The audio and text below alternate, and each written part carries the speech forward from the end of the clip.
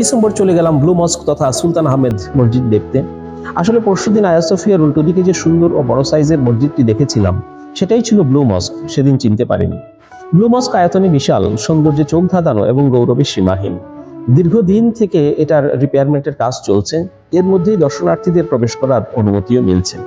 মসজিদ প্রাঙ্গণের বাইরে এর মতোই আরেকটি অতি সুন্দর স্থাপনা আছে, যেখানে সুলতান আহমেদ ও তার আত্মীয় বর্গের সমাধিস্থল রয়েছে।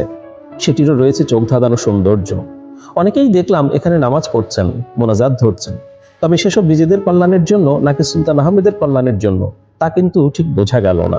Archaeological museum. সুলতান আহমেদ প্রাঙ্গণ থেকে বেরিয়ে হাঁটা দিলাম আর্কিওলজিক্যাল মিউজিয়ামের দিকে। এখানকার প্রত্যেকটি স্থাপনার বাইরে বড় বড় চত্বর থাকে, এখানেও তার ব্যতিক্রম নেই। এখানকার একটা পরিবেশনা বেশ অভিনব মনে হয়েছে। গোলাকার একটি স্ক্রিনের বিভিন্ন সময়ে পৃথিবীতে যে যুগ ছিল তার একটি অ্যানিমেশন তৈরি করা হয়েছে, যেটি দেখতে একেবারে রিয়েল মনে হয়। অনেকক্ষণ দাঁড়িয়ে দাঁড়িয়ে তা দেখলাম। Gulhane park. আর্কিওলজিক্যাল মিউজিয়াম থেকে যখন বেরিয়ে আসছিলাম তখনই চোখ গেল হাতের ডানে একটি পার্কের দিকে। খুবই সুন্দর দেখতে সে পার্ক, যেমন সবুজ গালিচা বিছানো তার প্রতিটি অঙ্গ জুড়ে। গেটের কাছে গিয়ে দেখলাম এই পার্কের নাম গুলহানে পার্ক। গুলহানে পার্ক আমার লিস্টে ছিল না, কিন্তু বাইরে থেকে এর সৌন্দর্য দেখে এখানে যাবার স্থির সিদ্ধান্ত নিলাম। এটি 1912 সালে প্রতিষ্ঠিত হয়েছিল, যেটি পড়েছে এমিননু অঞ্চলে। এটি টপকাপি প্যালেসের সাথেই এবং মারমারা সাগরের পাড়ে। এটি ইস্তাম্বুলের সবচেয়ে পুরাতন ও এক্সপেন্সিভ পাবলিক পার্ক, যার অপর নাম house of flowers. Basilica cistern. Gulhane park থেকে সোজা চলে গেলাম ব্যাসিলিকা সিস্টার্নে। এখানে বিদেশিদের জন্য টিকিটের দাম 199 লিরা। এটা প্রায় সবারই টপ 10 লিস্টে আছে। ইন্টারনেটে ঢুকলেই রক্তিমাভ এক ছবি দেখা যায়, যা সবাইকে আকর্ষণ করে। মনে হয় আগুনের লেলিহান শিখা চরম আক্রোশে অপেক্ষা করছে। ভিতরে প্রবেশ করে তাজ্জব বনে গেলাম। কি জিনিস এটা! বিশাল বড় ফাঁকা স্পেস, কেবল অসংখ্য পিলারের উপর ভর করে দাঁড়িয়ে রয়েছে অনেক উঁচু এই স্থাপনাটি। নিচের দিকে 1 ফুট উচ্চতায় স্বচ্ছ পানি রয়েছে। সেই পানির নিচ থেকে নানান রঙের আলো ঠিকরে বেরোচ্ছে। পুরো জায়গাটার পানির মধ্যে রয়েছে অজস্র কয়েন, আর এই পানির মধ্য দিয়ে চলে গেছে অনেকগুলো পাথুরে পথ। আর রক্তিমাভ আকার ধারণ করে সেটি আসলে লাইটিং। ক্ষণে ক্ষণে এই রং বদলাতে থাকে। ব্যাসিলিকা সিস্টার্নের এক টুকরো ইতিহাস। ইস্তাম্বুল শহরের মাটির নিচে যে শত শত সিস্টার্ন বা কুণ্ড আছে, ব্যাসিলিকা তার মধ্যে সবচেয়ে বড়। এটি আয়া সোফিয়া থেকে 490 ফুট দক্ষিণ পশ্চিমে অবস্থিত এবং এটি খনন করা হয়েছিল 6ষ্ঠ শতকে বাইজেন্টাইন শাসনামলে, যখন সম্রাট ছিলেন প্রথম জাস্টিনিয়ান।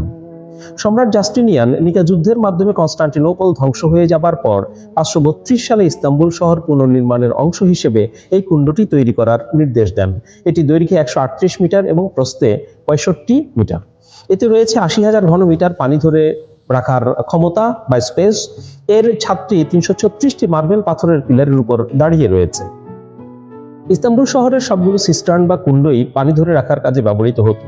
ব্যাসিলিকা প্রথমে বাইজেন্টাইন সম্রাটদের ও পরে অটোমান সম্রাটদেরও পানি সাপ্লাইয়ের কাজে ব্যবহৃত হতো। বর্তমানে পানির পরিমাণ কমিয়ে রেখে সেটি দর্শনার্থীদের জন্য উন্মুক্ত করা হয়েছে। কিভাবে মাটির নিচে এমন একটি পাথরের স্ট্রাকচার তৈরি করা হয়েছে 532 সালের পরে, কিভাবে এত বড় পিলার তৈরি করা হয়েছে, কি ছিল তাদের পানি ধারণ প্রক্রিয়া, এসব দেখার মতো জিনিস বটে। জানা যায় 7,000 দাসকে ব্যবহার করা হয়েছিল এই সিস্টার্ন বা কুণ্ডটি তৈরিতে, এবং সময় লেগেছিল 3 বছর। সুলেমানিয়া মসজিদ। 7 ডিসেম্বর দুপুরে যথারীতি র্যাডিসন ব্লু সিসলিতে বুফে লাঞ্চ সেরে রওনা দিলাম সুলেমানিয়া মসজিদ দেখব বলে।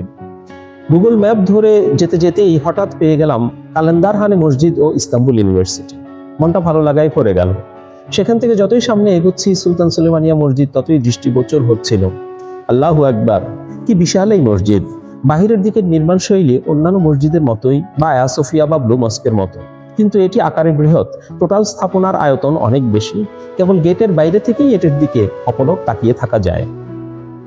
গেট দিয়ে প্রবেশ করতেই প্রথমে অনেকগুলো কবর চোখে পড়ল। এগুলোর এপিটাফ আরবিতে লেখা। কবরস্থান পেরোলেই সুলতান সুলেমানের কবরস্থান পড়ে আগে। তখনও কিন্তু মূল মসজিদের গেটের কোনো দেখা নেই। আরো সামনে এগিয়ে গেলে একটি গেট পড়ে। সেই গেট পেরোতেই এক অনিন্দ্য সুন্দর দৃশ্য ভেসে উঠল। একটি বিশাল চত্বর রয়েছে এখানে। সেই চত্বরের বামে রয়েছে বিখ্যাত সুলেমানিয়া মসজিদের গেট, আর সোজা তাকালে চোখ চলে যায় সাগরে ভাসমান জাহাজের দিকে, আর তার উপরে গর্বভরে দাঁড়িয়ে থাকা ইস্তাম্বুল শহরের একাংশের দিকে। কেমন ভাবছিলাম, রাতে এই এলাকা না জানি কত সুন্দর লাগে দেখতে। আমি ঢুকেছিলাম সুলেমানিয়া মসজিদের দক্ষিণ পাশ দিয়ে। ধীরে ধীরে সামনে এগোলাম। মেইন গেট পেরিয়ে মসজিদে প্রবেশ করলাম। এই কয়েকদিনে যা মসজিদ দেখেছি, এটি তার মধ্যে সবচেয়ে সুন্দর। অবাক হয়ে কেবল এর বিভিন্ন দিকে তাকাতে লাগলাম। আর এর বিশালত্ব কল্পনা করতে লাগলাম। গ্র্যান্ড বাজার। গ্র্যান্ড বাজারে মোট 5000 দোকান রয়েছে। এটি পর্যটকদের জন্য কেনাকাটার স্বর্গ। সব ধরনের পণ্য এখানে পাওয়া যায়। সাদা চামড়া টুরিস্টরা খুব দাম দস্তুর করে না বলে যেমন খুশি প্রাইস ট্যাগ লাগিয়ে রেখেছে দোকানিরা। আমার কেনাকাটার যা বাজেট ছিল তা মোটামুটি 2 দোকানেই শেষ হয়ে গেছে।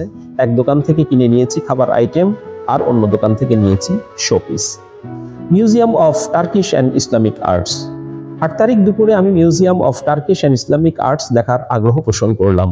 এটি না দেখে দেশে ফিরতে মন চাইছিল না। গত পরশু এসে ফিরে গেছি, এটি বন্ধ হয়ে গিয়েছিল। অতএব আরেক দফা আয়া সোফিয়ার চত্বরে যাওয়া পড়ল। এই মিউজিয়ামটি আমি মাস্ট ভিজিট তালিকায় রাখবো।